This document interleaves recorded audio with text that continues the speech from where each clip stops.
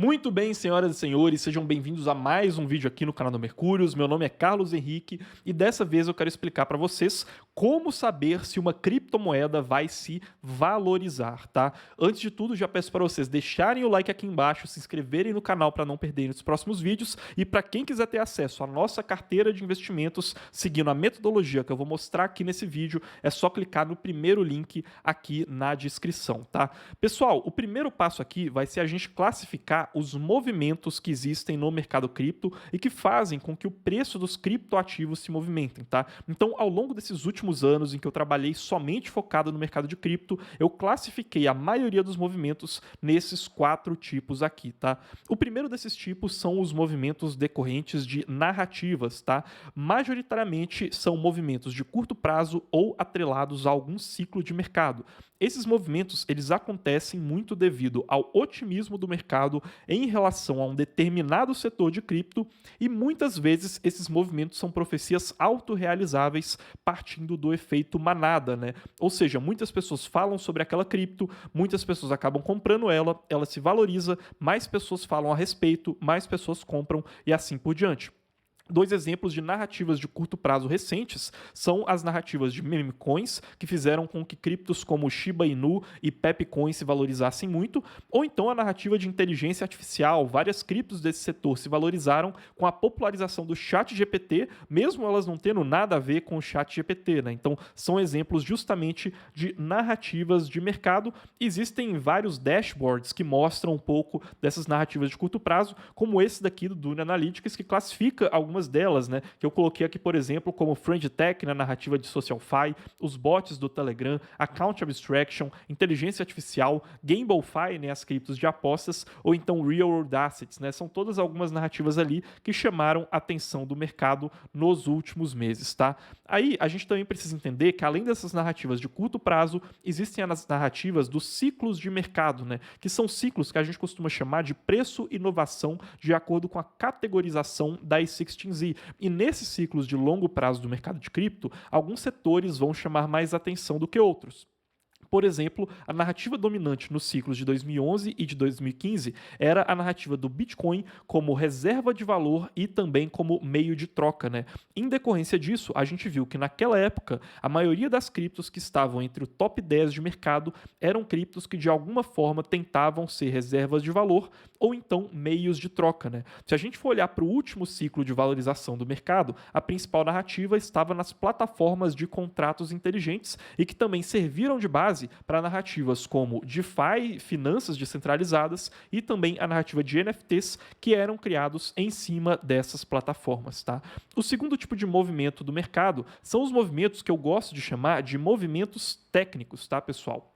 Esses movimentos, eles acontecem devido a questões de volume de negociação e de ordens do mercado, principalmente quando uma volatilidade está muito baixa junto com o volume muito baixo, que faz com que o preço seja mais volátil posteriormente, tá?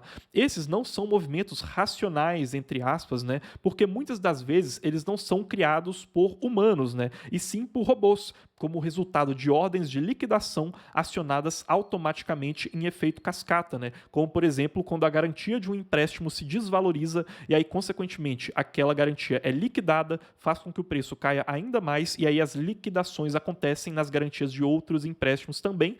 Ou então, por exemplo, quando o preço do mercado sobe ou cai muito rapidamente e liquida os apostadores de alta ou de baixa que estavam alavancados no mercado.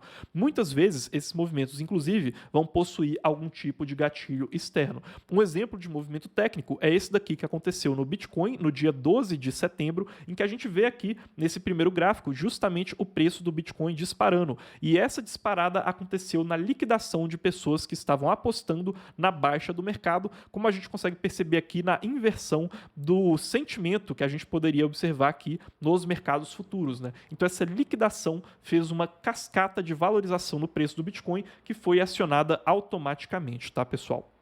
O terceiro tipo de movimento são os movimentos macroeconômicos, tá? E aqui a gente precisa entender que isso é muito relevante, principalmente após 2020, em que a correlação entre o mercado cripto e o mercado tradicional cresceu muito a partir da entrada de institucionais, os estímulos monetários da época da pandemia e também a guerra entre Rússia e Ucrânia, tá? Aqui a gente tem eventos como a divulgação de dados macroeconômicos e decisões de bancos centrais que podem movimentar os mercados tradicionais e, consequentemente, também movimentar o mercado cripto, né? E aqui entram notícias como, por exemplo, divulgações de inflação nos Estados Unidos, divulgações dos bancos centrais de Estados Unidos, Europa, China, Japão e também divulgações como PIB, atividade do consumidor, desemprego e assim por diante. Aqui é importante para a gente saber que padrões de ciclos anteriores do mercado, né, de antes de 2020, podem acabar não se repetindo nos ciclos futuros, né? Justamente porque esse padrão de correlação ele mudou muito, como vocês estão vendo nesse gráfico que mostra a correlação entre o Bitcoin e a Nasdaq, né, as principais empresas de tecnologia lá dos Estados Unidos. Percebam nessa linha preta como a gente tem, depois de 2020, uma correlação muito maior entre mercado cripto e o mercado tradicional, tá, pessoal? Então, esse foi o terceiro tipo de movimento.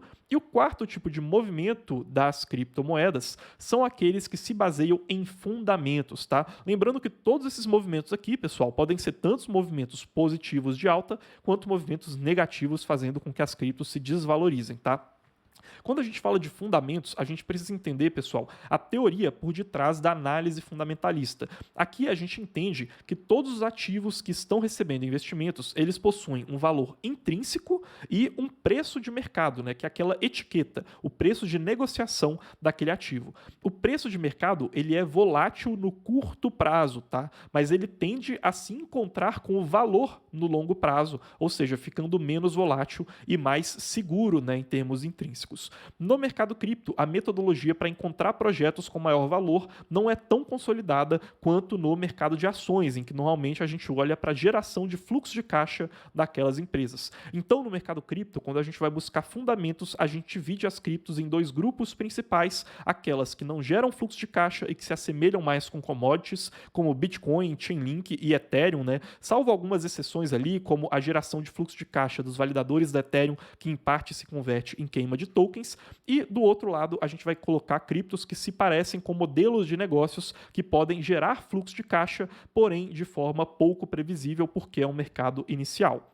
Naquelas criptos do tipo commodities ou tokens de utilidade, o foco é entender como o balanço entre oferta e demanda pode ser afetado no futuro, enquanto que nessas criptos do tipo startup, comumente criptos de governança, o foco é entender a capacidade de geração e distribuição de receita no futuro. Então, agora a gente entendeu quais são os movimentos que fazem com que os criptoativos se movimentem em termos de preço, né? Então, como saber se um criptoativo pode se valorizar?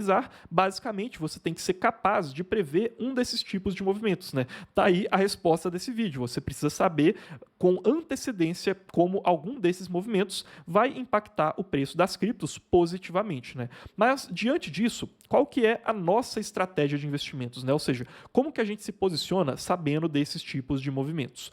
Aqui, pessoal, eu vou primeiro falar dos movimentos técnicos e macroeconômicos. Nesse caso, a nossa estratégia é de prioridade não sendo ganhar dinheiro, mas sim não perder dinheiro, né? A gente entende que esses movimentos são muito difíceis de se prever no curto prazo.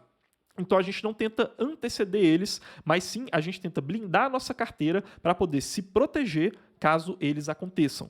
Isso aí principalmente por meio de estratégias de proteção com opções que se valorizam caso o mercado caia, isso está na nossa carteira de investimentos, e também dosar a posição em altcoins dependendo das perspectivas de liquidez macroeconômica do mercado, né? Mas aqui olhando para um ciclo mais longo e não para notícias que saem semanalmente.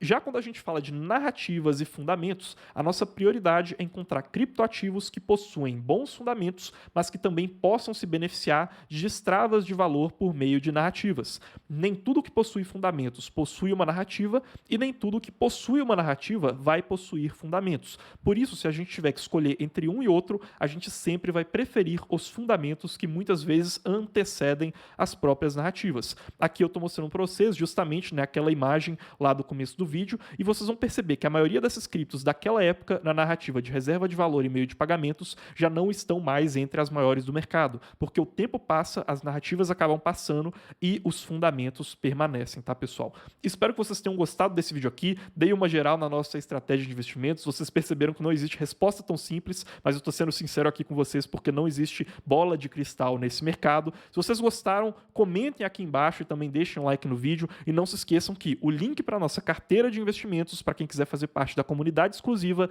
tá aqui na descrição, tá, pessoal? Espero que tenham gostado desse vídeo e até mais.